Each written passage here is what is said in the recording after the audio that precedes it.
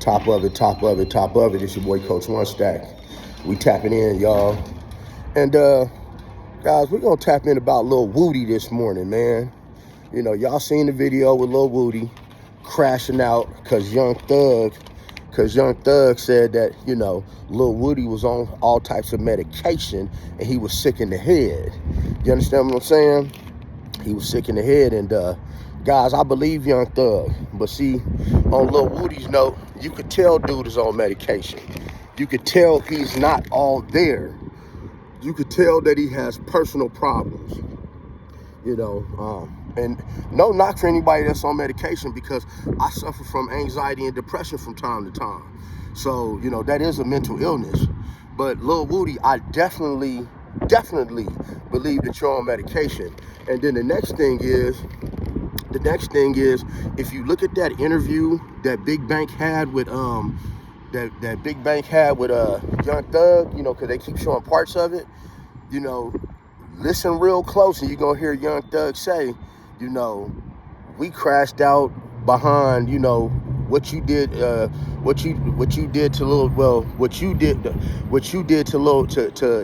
Big Nut.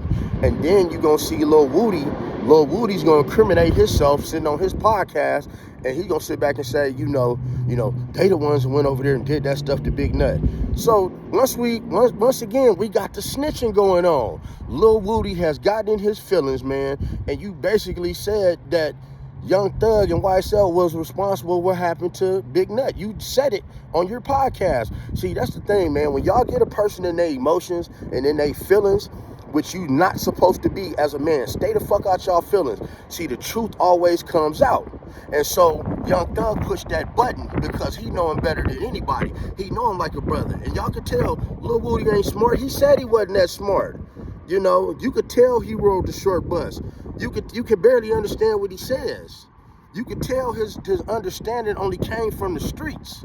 And now he got a podcast because a lot of y'all sit here, man, and you know, y'all follow the snitch if y'all want to, but he was the whole cause of the YSL case. So now he says he wasn't on no medication. He says there wasn't nothing wrong with him. Well, then why was you in here telling on everybody? It's funny how I keep watching these videos every damn day and people talking about telling, and Lil Woody, you were in the damn interrogation room on more than one occasion telling all kind of shit about Young Thug and YSL. And so what, you was trying to save your butt? Snitching and snitching. Those are supposed to be your brothers. But I could tell who Lil Woody was, man. And this is no disrespect. You know, everybody got a group. When you got a group of friends, everybody got that little dusty friend that ain't never got no money. They got that little dusty friend that always got the most beat up shoes. They got that dusty friend who ain't never got no money to eat, so you got to feed them. Everybody got that dusty friend who can't get in the club and can't, you know, he got to wait on you to go buy him something to drink because he too scared to open up his mouth. Ain't nothing wrong with that. But Lil Woody was that dude. And hearing Young Thug speak, you know, I can't take nothing away from him. Yeah, Young Thug was pillow talking on that phone, and we will make more and more videos and content about that as they keep coming out. But, man, Young Thug, man, talks with plenty of damn sense. He is far from a fool, and he ain't finna sit up there and lie to OG Big Bank. You know, OG Big Bank, man, hey, Big Bank carry weight down in Atlanta and other places. He not gonna get on TV, man, and lie to his OG about that. You know, like he said, and it really made sense too, because when I have people that I know that have a mental illness, if I know I'm dealing with you have a mental illness, I kind of like take what you say and let it go through one ear and out the other one. I don't take it serious. I take it as serious as like a little kid coming to me saying some shit. You know what I'm saying? I don't really take it that serious, and that's how Young Thug felt about Lil Woody. He said, man, you know, we ain't take him serious. You know, he was just what you call a hang around, somebody to kick it. You know, he needed friends. And then so it's funny how you hear Lil Woody say, trying to shift the blame back on Young Thug, saying, oh, you know, you had people that was willing to go to prison for the rest of their life for you. You had people that was ready to put their life on the line for you. I keep telling y'all, ain't no fucking glory in that shit. I wish some of you motherfuckers would stay off this damn camera talking about, oh, I'll go do 10 years for such and such. I'll go do, man, I ain't doing no time for none of you motherfuckers, man. Why? Because when I did dirt, I did it by myself. So I'm not gonna tell on myself. You know, it ain't no glory, young black men. For y'all young black men, there is no glory in getting your ass sent to the penitentiary for somebody else or something that you did not do. There is no glory in going sitting behind these walls around a bunch of men, being, you know, you may be a victim and end up becoming somebody's prison wife, or one of the worst things that can happen is you being in prison and these people, you got lifers up in that joint, right? That ain't never coming home. And you just got you a couple years to do. Well, now because your ass is clicked up, because you want to be Mr. Click Up-ish, now they send your ass on a mission that may extend your stay in the penitentiary. It happens all the time.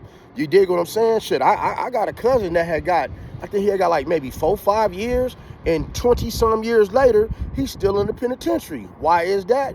Because he had to make some choices to keep himself alive in the penitentiary. And by making them choices, he caught outside charges. So guys, it ain't about going to the penitentiary, man. It ain't like you just go to the penitentiary and you just sit down and, you know, you sit down and you wait a minute and hopefully, you know, the time will go away. It ain't like that at all. You know, the penitentiary is just that, the penitentiary. And if you find yourself in that penitentiary, well, you have to make sure that you come home, people. You got to make sure that you can make it home. And a lot of y'all not going to make it home. You know why you're not going to make it home? Because you have been following somebody. You have been clicked up. You are now a crash test dummy, and you are now up under paperwork, you are up under rules that you have to perform and do what these people tell you to do, or they gonna run up in you, right? Or they gonna run something up in you.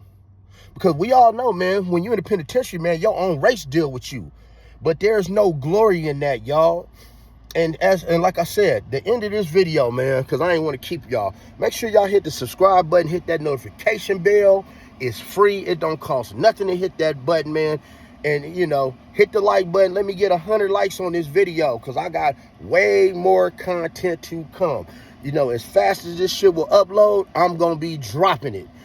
About everything. Can you dig what I'm saying? If you guys got some videos that y'all want me to cover, go ahead and shoot them to me in the comments, because I truly try to go through all my comments and answer everybody that then got at me. I try my best, because if you taking the time to talk to me, I'm taking the time to talk back to you. But man, y'all be looking for my members only section. You got 3 levels you can sign up for, because I'm going to be dropping some videos in there to show you how to do certain things, right? Can't say what them things are. To show you how the law interacts in certain worlds, and it just might keep you safe. But you're going to have to join my members only to get that content. I'm going to be dropping them videos. I'm going to start dropping them like at least once or twice a week, and they will be real life scenarios. And one of the first videos I'm dropping is why I was so successful in the streets. Y'all might want to hear that one. Why I was so successful in the streets. Because remember, I came from law enforcement, then I went to the streets, and I've been delivered by God for the last 8 years. But man, for my members only, you guys are going to get to see why I was so successful in the streets and how I was able to move. And this is for educational purposes only, because you know I can't leave it out here in the open, but I guarantee you, y'all gonna really love the content. So join that members only group. Get you a package. You know, it ain't gonna hit your pocket for much, and I promise you, the information that you're gonna be getting from that is invaluable.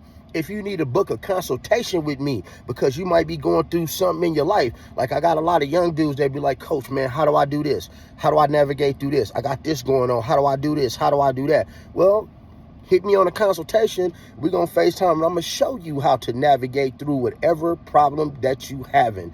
Even give you some legal advice if that's what you desire. But other than that, man, y'all have a blessed day. Be safe and stay out of trouble.